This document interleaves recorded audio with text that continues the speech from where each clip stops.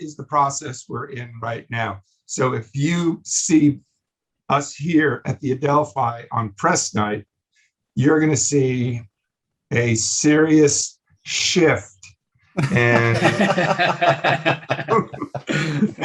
in the show.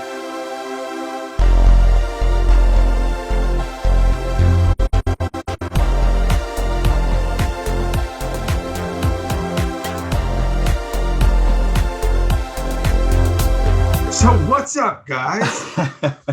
Alan, honestly, this is so exciting for us. Thank you so much for agreeing to speak to us. My name is Adam. I arranged the interview, and this is my good friend Daz, who was part of, he is admin on the Back to the Future, the musical fans Facebook page. Fantastic. So I asked him to join us to join in with a chat. Great. Yeah, good. Yeah, well, fantastic. So what do you want to chat about, guys? Well, literally, there is a million things we could chat to you about, Alan. Sure. We're here to talk about the musical mainly. I think we should start by saying a huge congratulations and a thank you on the success so far of the musical. Both Daz and I were there on opening night in Manchester. Oh, fantastic. We were both there on opening night in London on Friday. And it was amazing to see it was brilliant when we seen it the first time in Manchester. Yeah. It was great to see how it had been adapted, and there were a few changes made for London. So that was really amazing to see. And I think you could tell by the audience reaction at the end, Alan, that we all had a good time and we really enjoyed it. That was fantastic. It was electric. It was so good. Yeah. So good. That's fantastic. So where I wanted to start, Alan, really, before we talk about the show itself, is I was reading in the brochure or program, as it was called, in the merchandise shop. I was reading Bob Gale's notes about the idea of having a musical and some of the troubles, if you like, of getting it from conception to stage. So I just wondered if you could elaborate on what that process was like of getting the idea and then getting it to the stage, because I think, going off Bob's notes, there were a few bumps in the road. Absolutely. It all started with an initial meeting with just the four of us, Bob Zemeckis, Bob Gale, Glenn Ballard, and Alan. And the purpose of that meeting was just to talk about whether or not it was even possible, or we thought it was possible, to take Back to the Future to the stage. And there were some discussions along the way early on about what that would look like. Would there be another approach to the story? Would a different point of view? Where we quickly got to with all that was, no, we had a really great story, just the way it is. Yeah. So then the question is, how do we bring that story to the stage? And really, it began with Glenn and I going off and writing some material for the Bobs to look at. I think we started with an opening number. Even back then, it was called Only a Matter of Time. We did something fun for the family dinner because we thought, well, that's made for musical comedy. This dinner table with all of these dysfunctional people who love each other. So there's a lot of fun stuff there. And then we may have done Pretty Baby in that early offering. And anyway, Glenn and I went back to see the guys and we played them these songs, and they were immediately convinced that this could work. So then it was a process of working through how do these songs play into the scenario? How does the book be, redesigned? Certain things that you can do on film, you clearly can't accomplish on stage. Yeah. So anyway, it's been 14 years. It's a long process. And Wow. yes, there were bumps on the way. There were people who we were hoping would join in on our journey, and some who did for a short while, but didn't seem like all the casting and the match was right. And so we just kept finding our way, and here we are now at the Adelphi Theater, and there's a show up on stage, it's a miracle. Because I read that you approached various producers and directors who didn't really believe that the movie could be made into a musical or a stage version of the show. And yeah, how disappointing was that? Well, look, it's one of the amazing things about the whole process was connected to the fact that Bob Gale and Bob Zemeckis have a tremendous amount of influence over what happens to Back to the Future. Yeah. And there was never any kind of pressure. For instance, we've got to do this, and we've got to do it by such and such a date, and it's got to be this, and it's got to be that. There was none of that. We didn't have to do it, actually. No. And at every step of the way, Bob Gale always talked about having the red button. And if this, because the first mission was, we wanted to make sure that we honored and cared for Back to the Future. Yeah. It's an amazing, beloved film. The franchise is amazing. And the last thing any of us wanted to do was anything that would injure or tarnish everything that Back to the Future has earned over 35 years. So yeah, it's always disappointing, but I think it's part of the DNA and the life cycle of Back to the Future. I think Bob Gale collected every rejection letter that they received when they were trying to get the movie made. I think he said something like 52 producers and studios said, nah, time travel movie, nah, sorry, not doing it. So it wasn't shocking in a way for us to hear that folks weren't getting it. We just kept going because, we felt it would work. Yeah, you believed. And, yeah, we believed it. History was literally repeating itself. That's right. And I read as well, that, again, in Bob's notes, that a producer or a director that you went to see told you to get out of his seat. No. That was no personage who told us to get out of their seat. It was advice from a member of someone's staff that we might not want to sit in a particular seat in that office. That was just someone trying to do their job. All right. I was going to say, if you ever come to my house, Alan, you can sit wherever you want. Same. But it's always interesting, because all those kinds of things give you an indication of how your project and the people involved are being viewed as you walk into a meeting. Everything is an indicator. Everything tells you something about the climate, if you will. Yeah. So that clearly wasn't a favorable climate, and it turned out to not be. Yeah. So I want to take it back 18 months now. As you've just said, it took 14 years for the musical to establish itself. What was it like after the first opening night for yourself in Manchester? Well, that was amazing because, by that time, we had a certain level of confidence that the show was playing.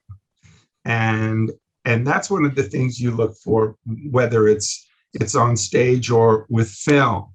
It's you do previews, and the first thing you say to your colleagues is, well, it's playing. And that means we've got a movie, we've got a show. And until you put it in front of the audience for the first time, you can think you have a show, and you can be confident that it will play, but it hasn't played yet until the audience sits through it. And so really that first preview night in Manchester was clear evidence that Back to the Future, the musical, plays, and that the audience really enjoys it and wants to see it, and it's front to back. Of course, we also knew in that exhilarating moment that there's an enormous amount of work to do to really do justice to Back to the Future. And that work has continued through all of that time in Manchester, through all of the pandemic time, however, 18 months, I think you said. And, we previewed Friday night. You guys were there. We've been working day and night since you saw the show, because there's just an enormous amount of work to do. We want it to really be lovely and great. So it's an amazing process. How disappointing was it, Alan, when the pandemic, COVID, stopped Manchester in its tracks? Well, it's if it had been a localized, isolated event, and our show, for some reason, was shut down, that would have been one thing. But it was quickly apparent that this was a global catastrophe. Yeah, we were all facing, and our generation has never really lived in, because we're not through anything yet. No, We've never experienced a global catastrophe where this is happening everywhere on planet Earth. In a strange way, that helped take some of the sting out of it. Of course, it was terribly disappointing. Jobs, employment was ended. There was no future, to use our favorite subject. It was certainly an unknown future. Would we ever get back in a theater again? No one could really answer that. Would any of us survive this? Or was this going to just be a wave that would go around the world like a nuclear cloud, and this was it? No one can answer those questions the night we closed down. So, yeah, it was certainly tough. It was tough. Yeah, because it just occurred to me there that this probably wasn't the only project of yours that the pandemic has affected. So your movie work as well. I think Bob's Zemeckis' The Witches came out, which you scored. That's right. Bob had just finished shooting before the world closed down. Yeah. Which meant now that film comes over to me and everyone else in post-production. And then the question is, so what do we do? Every orchestra in the world was locked out of a studio. And we finally wound up recording Witches at Abbey Road. But literally days before the recording began, we were still waiting for the government to allow the musicians to enter the studio. Right. And we needed that approval. And then the way we had to record it had never been done before. The violin string section, socially distanced, 6 feet Wow. apart, I mean, and having to record, of course, people have recorded scores in pieces, but not socially distanced and in different rooms with, different ensembles. It was very challenging, but everybody rose to the occasion. It was scored, it came out, sounded wonderful. So there have been a lot of great stories of triumph and overcoming the conditions in the last 18 months. Yeah, absolutely. One question I wanted to ask, and I put out on my social channels that, that we were speaking to you, and I got a lot of people were very excited to put some questions in. A question I got a lot, Alan, is, so we've spoken about the musical and we've spoken about, the witches and composing for a movie there. How does it differ between composing for a movie and now you are writing music for stage? How does that differ? Yeah, it's first of all, you can clearly delineate what we would call score and what we would call songs. Yeah. So you can have songs in a film. For instance, Glenn Ballard and I did Polar Express together with Bob Zemeckis. And we had a number of songs in there.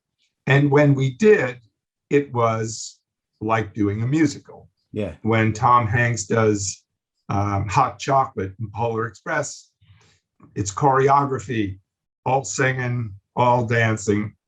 That part is like musical theater. The interesting thing is on the stage, every night, thousands of things have to happen right in order for you to successfully even get through the show. And that's not just music, that's all the actors' performances, the amazing clockwork machinery of the lighting, the set design and movement. So much got people cueing things. I mean, it's amazing. Whereas in the film, when it's finished, that's it. Yeah. So if the door opens there, it's tonight, it's going to open there when you work on the movie. That's not how it works in musical theater. That door might not open, or it might open 2 beats later. So it's been interesting. And I think it's one of the fun things about Back to the Future, the musical, is that it doesn't seem to be done often. But we thought, why aren't we scoring our show? I mean, there it is. We're doing all of these dramatic events. Why is our orchestra not scoring those moments as we would do in film? Yeah. And as you guys saw, we're doing some very cinematic type things. Absolutely. And we're scoring them. And in those moments, we're scoring them like we would in a film. But even then, still, there's a lot that could go wrong tonight. Whereas on film, there it is. There's the car chase. It's not going to change. If you write something and record it, everything's in the right place. It stays in the right place forever. Now, on stage, every night is a new possibility, and it's a new chance for a lot to go right or wrong. Yeah. I mean, you're there every time, aren't you? You're there at every show with Bob. Yeah, pretty much. We're in a very special time right now. From the night you saw the show until somewhere in early September, this is all known as preview. Yeah. And so even though we have an audience in there, we are all working day and night on the show. When the audience leaves every night, all of the people involved in the making of the show gather in the stalls every night, and we have a production meeting, and we talk about, oh, this entrance seemed like the music, for instance, from my place, music needs to come in sooner here. It seems like the last two performances were always there. Let's adjust that. Let's do this. And everyone is doing the same thing in their respective disciplines. The director's looking at how an entrance of one of the actors felt. Was the actor lit soon enough? Was the lighting sufficient? I mean, and it's a big meeting. So that will tend to stop because we're approaching something that they call show lock. Right. And at that point, this has to be a show that is locked. The books are printed in ink. Yeah. The book of words, the book of music, the book of directions for lighting, for props. There is a Bible that's created. And as Back to the Future begins to live its life in different countries and travel around the world, that will be the locked version, the official version of the show. So we're trying very hard right now to get everything where it needs to be, so we'll all feel satisfied when that version of the show, the locked show, is finally stamped, and that's what the world gets. Yeah. I think Sorry, Dave. I think that's the difference. Obviously, I went to the opening night in Manchester on the 20th, and I also went to the press night on I think it was the 11th of March. Right. And you could see the differences, and even when you're in the audience, you were like, that sounded a little different from the last time I heard it. Absolutely. So you definitely pick up on those things. Exactly. I mean, what you witnessed, were you on opening night of Preview in Manchester also? Yeah. Yes. So there was a lot different. If you saw opening night, Manchester, and press night, there were parts of songs that were removed, things put back in. We're just like, okay, no, it's all great. It's all playing, but this feels too long. This should be here, and all that is the process we're in right now. So if you see us here at the Adelphi on press night, you're going to see a serious shift in the show. Brilliant. You said before, Alan, that it's a very cinematic show. I don't know how you achieve it. It's amazing. I'm not going to spoil it for anybody who hasn't seen it. Who are watching this, but it's very cinematic. Some of the things you achieve on stage is unbelievable. Yeah. But I think what's really important to point out, Alan, is that this show isn't just for the fans of Back to the Future. It's got an amazing cast, amazing music, the songs, your score from the original movie features heavily in it. The innovation, there's a DeLorean on the stage. It's not just for Back to the Future fans, which I think is key to its longevity. Would you agree, Alan? Yeah, I would completely agree. And it's one of the things that we talked about very seriously in the development of the show. Because we're involved, we just assume that everyone in the world has seen Back to the Future multiple times. And if you go into certain environments, that misinformation can be confirmed.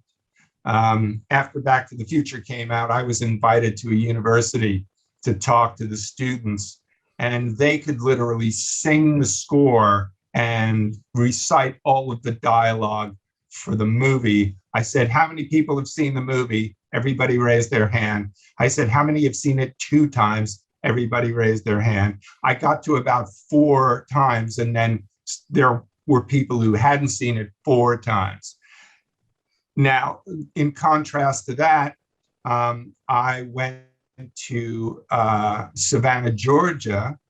I think it might have been there. No, it might not have been Savannah.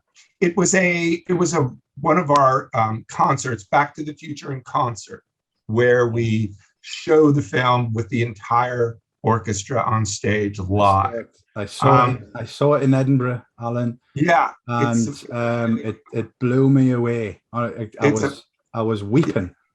It's a fun way to experience Back to the Future. Amazing. But in this instance, I asked, because I was introducing the film that night, I asked how many people had seen Back to the Future. Maybe half the audience raised their hand.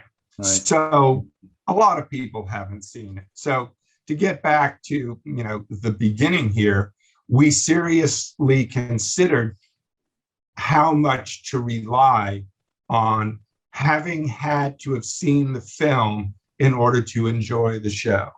Yeah. And where we got to was, we really want this to be a wonderful, entertaining, coherent experience in the theater, even if you have never even heard the words Back to the Future.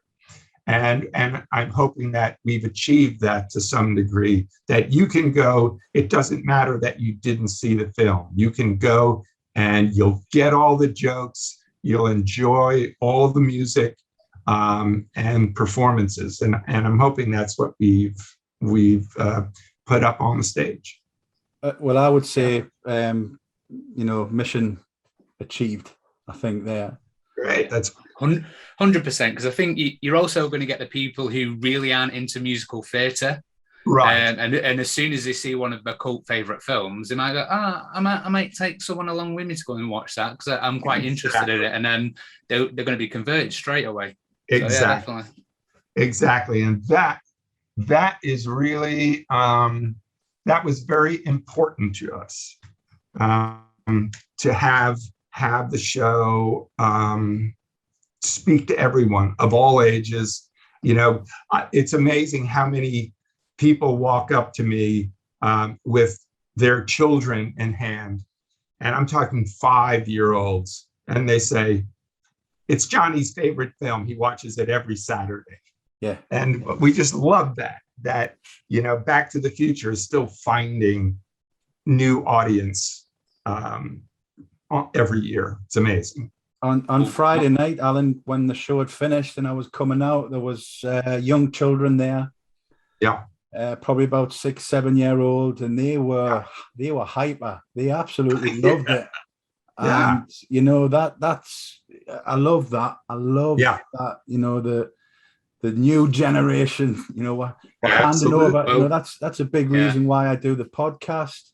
Sure. And a lot of the things I do is to keep these these movies alive and try and bring them to a new audience. This morning when I was dropping my kids off at the childminders and at the nursery, I was playing your Back to the Future score in the car, and my son Zach, who was 4, loves Back to the Future. Yeah. He said to me, Dad, he said, let's pretend we're in the DeLorean. Although now I'm Doc. I used to now I'm Doc. It happens little by little. And then one day you wake up and you're Doc. You're not Marty anymore. Yeah. My son's 15 months now. And whenever I'm getting him ready or something like that, I will just put the soundtrack on, and it kind of chills him out. So I'm looking forward to the day. I'm looking forward to the day when he starts talking properly and goes, can we watch Back to the Future? Yeah, that's fantastic. Fantastic. Alan, you said before, you sit in on the shows and you observe them, and you have your meetings afterwards and tweak this and tweak that. And how much do you listen to fan feedback? Does that have play any part in your thinking when you're making any amendments or changes? Yeah, I think it absolutely does. I think you have to be discerning about fan feedback. But in the end, we're doing this for the audience. And the idea of not wanting feedback from the audience it makes no sense. Yeah. Certainly there are audience members who will, for whatever reason, take out frustrations and things like that may have nothing to do with what they just saw. But for the most part, fans, people who go see the show, are very willing to share their impressions. And look, that's what a preview is. It is a chance to preview the production and get that feedback and see if we have something that we've missed. It's very important in the film process. You wind up showing your movie, and then if 10 people in the audience go, I don't know why we were in that room in the movie. I don't know why did the character go there? And then it's like, oh, that's right. We didn't tell them plot-wise why they were there. So what happens then is at that very moment, the audience is confused. And when the audience is confused, it's like the show stops for them. It's like, wait, what happened? What was that? And the clock's ticking. And then at some point they'll go, oh, okay. And now they've missed something else. Yeah. And now they have to catch up. And now the audience reaction, now the next joke didn't get a laugh because they haven't caught up. They're all confused from something we didn't give them. Yeah. So yes, we absolutely embrace the audience feedback because they're the ones who will point out when something is either working or not working. Yeah. So go on, Dad. Sorry. I was going to say, when it comes to obviously the songs that you wrote with Glenn and stuff like that, personal favourite of mine is "Put Your Mind to It," which we know was originally "When You're Really Cool." But I just wanted to see, do you have a favourite number that you're particularly fond of in the musical? I wouldn't say I do really. It's like having a favorite cue or piece of music in the movie. And then, I always extrapolate when asked a question like that. It's like, how many children do you have? For instance, just one. Do you have just one? So I've got three. So he'll understand more than you will right now because you clearly have a favorite. He probably doesn't have a favorite. Not one he would mention anyway. And so the songs or the cues in the film are kind of like that. Every one is a challenge. Everyone requires, the right answer to the right question, the right solution to the problem. And, we can't hear anything in the film without hearing all of the process behind it. So, I don't really have a favorite.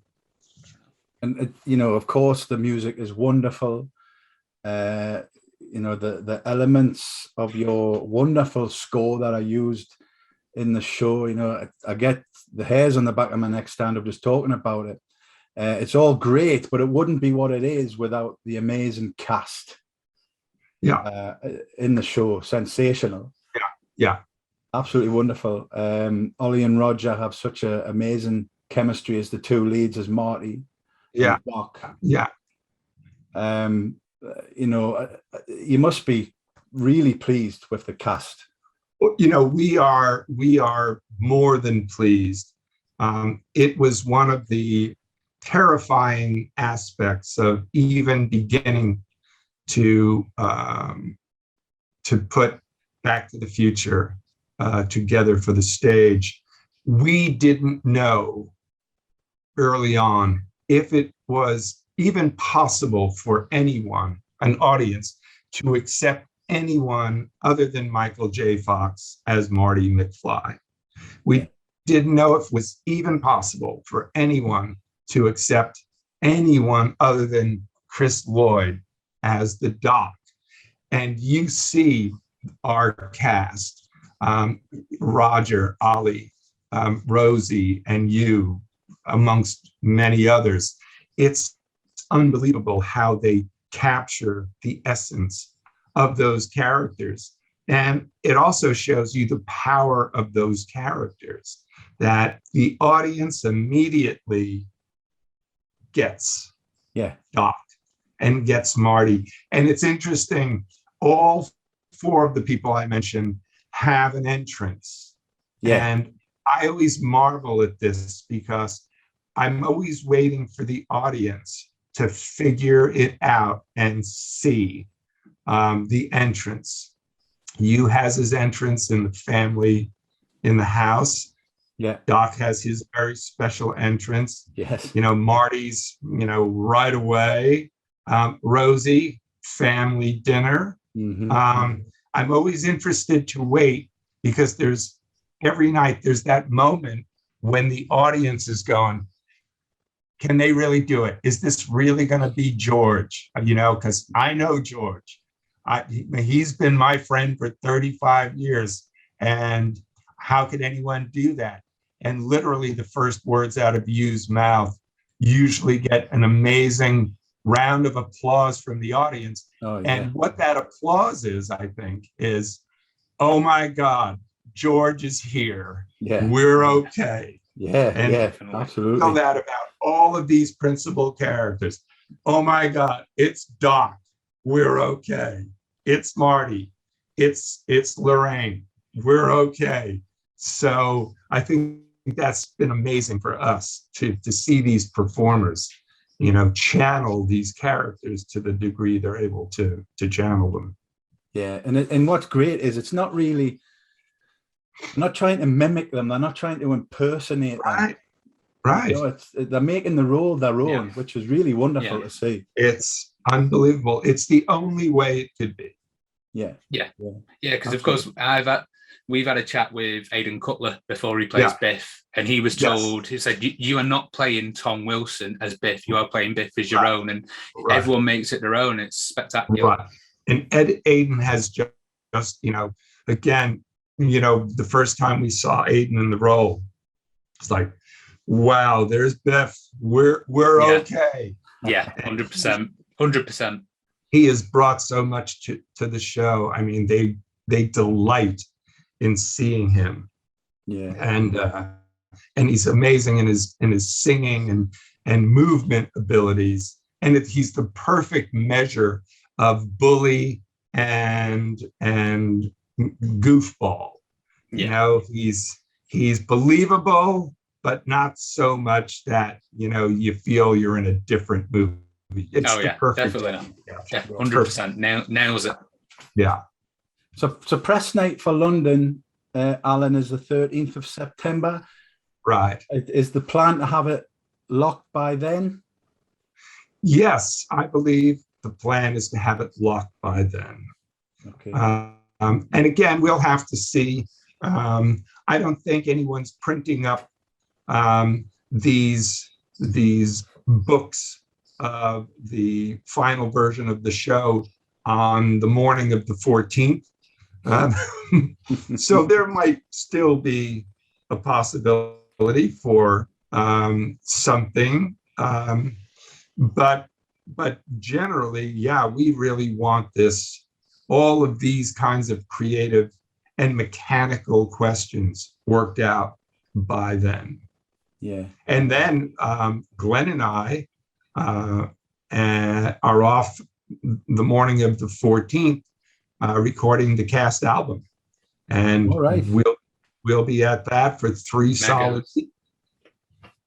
Wonderful. So, that's the one we all want. We want to hear them songs. We want it in our cars. We want it everywhere. It'll be very exciting to have that in our hand. And it'll be wonderful because the cast will have been performing together for all these weeks by then, and they'll completely be comfortable, as will our orchestra.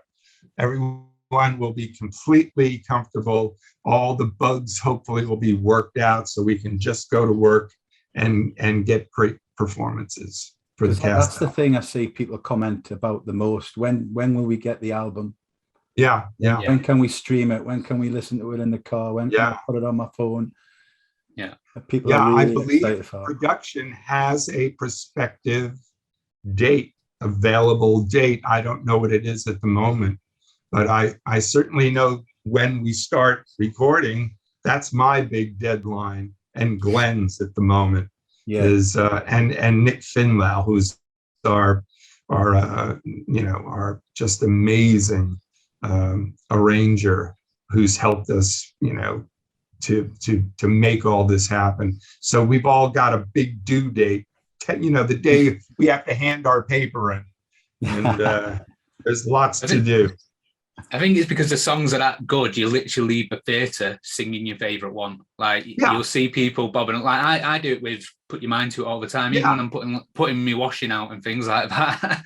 So you just do, and that's what people think. They think, where can I hear that song again? They're just eager for it.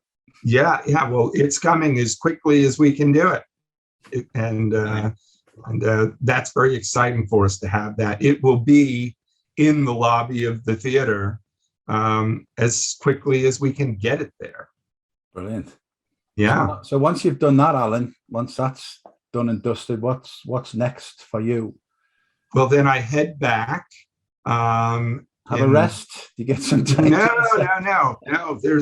There's none of that. No R word. No, Glenn and I actually have been working since a year ago, April, on Pinocchio for Bob Zemeckis. Yeah. And we have at the moment 7 songs that are in the new Pinocchio. The film is in a very early stage. It's one of those films that has an enormous amount of special effects. Yeah. So as soon as we get back, we're back into that full on. And I believe the way the schedule works now, we're back here at Abbey Road in April to record the score for that. Wow. So there'll be lots to do.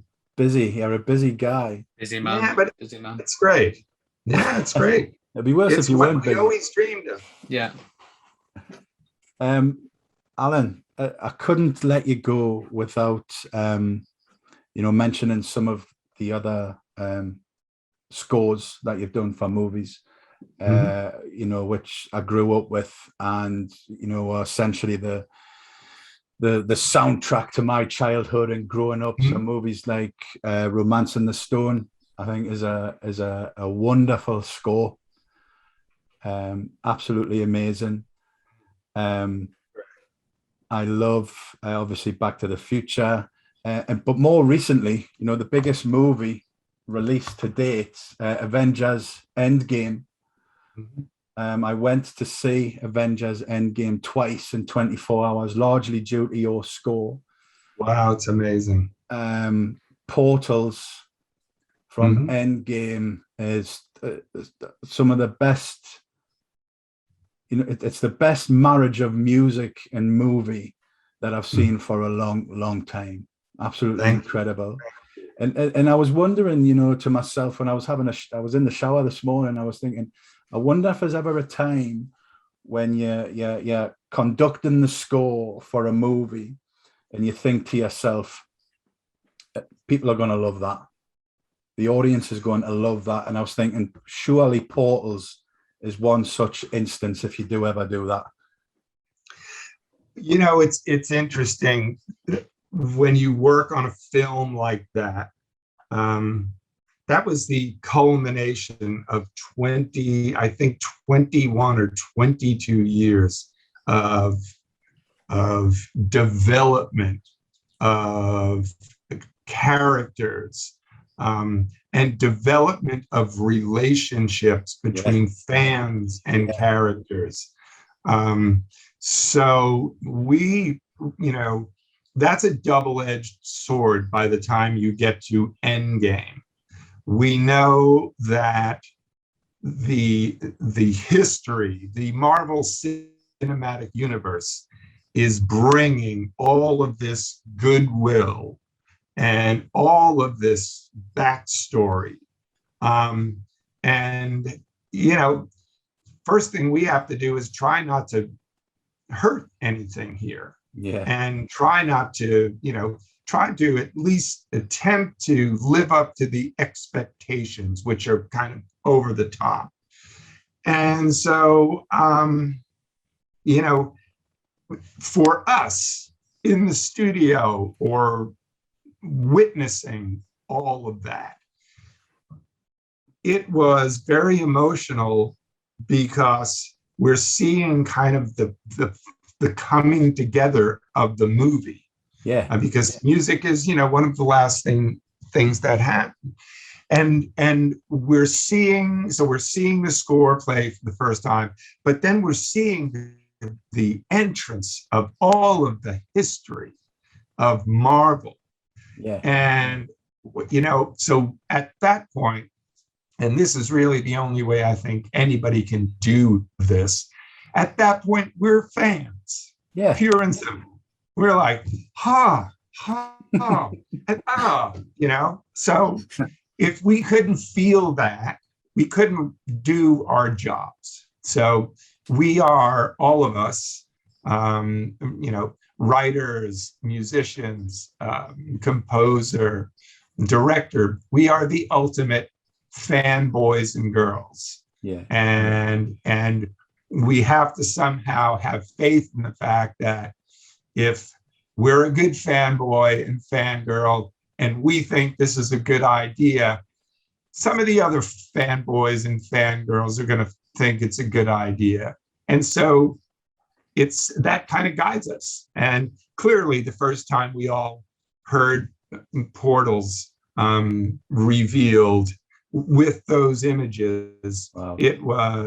We were very happy fans at that point, and really hope the audience would love it as much as we were loving it. Well, I certainly did, and obviously the ticket sales says I wasn't alone. Yeah, and like I say, they love that movie. They love that movie, and like I say, I went to see it twice in 24 hours, largely due to your score. And honestly, it just absolutely. Oh, that's amazing. And of course, you had to score. Spoiler alert: the death of Tony Stark. Mm-hmm. What was that like? Well, I looked. You know, it was always out there.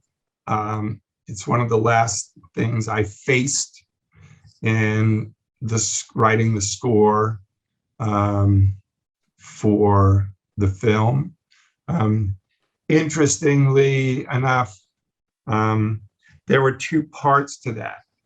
Okay. There was Tony Stark's death, but then there was the celebration of Tony Stark's life.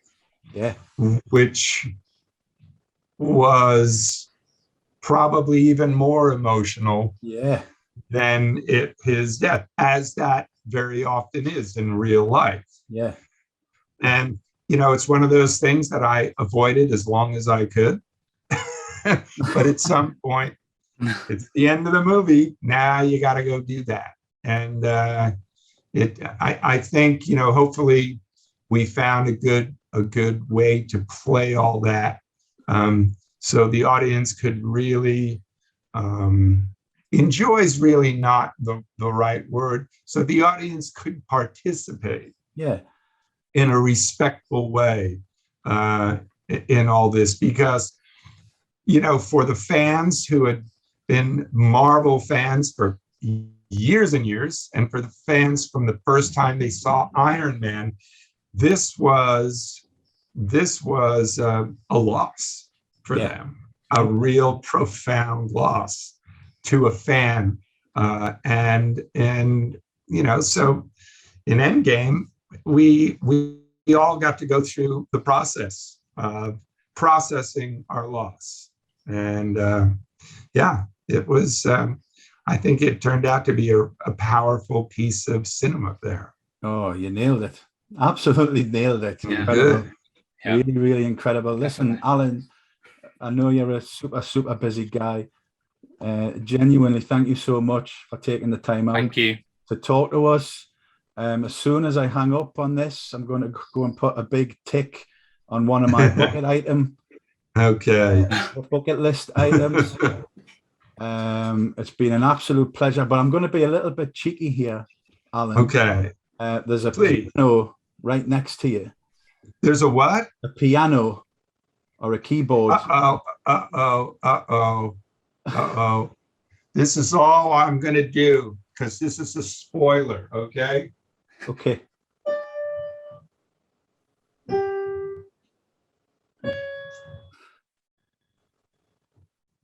That's it. Brilliant. Thank you so I much. hope you recognize it. I definitely Yeah, I recognize did. I did. It's 3 notes. If you don't get it in 3 notes, then I Yeah. haven't done my job. 100%. I got it on the first note, Alan. Thank you so much. Yeah. Sorry, Daz, go on. I was just going to say I'm the same as Adam. Like everything, I love your work. Obviously, we've already taken the show, the musical, to like fan levels. We've got a massive amount of support for the musical. Fans coming from around the world. We on opening night on the Friday, there was we took over a bar. People were in cosplay. We'd literally all come from around the world to see your show, and the 14 years that you put into it, it's been absolutely amazing. So we just wanted to say thank you for that. Well, thank you for the support, and it's why we do it, and it's thrilling for us to hear that the fans are embracing it and that we get to share it with the world. It's the most amazing thing for all of us. And it's been lovely talking to you guys. I mean, it's really been an absolute pleasure. So thank you for your time as well. Thank you. Thank you for taking the time to speak, Alan, and good luck with the rest of the show. Hopefully see you on press night. That would be fantastic. I would love that. Wonderful.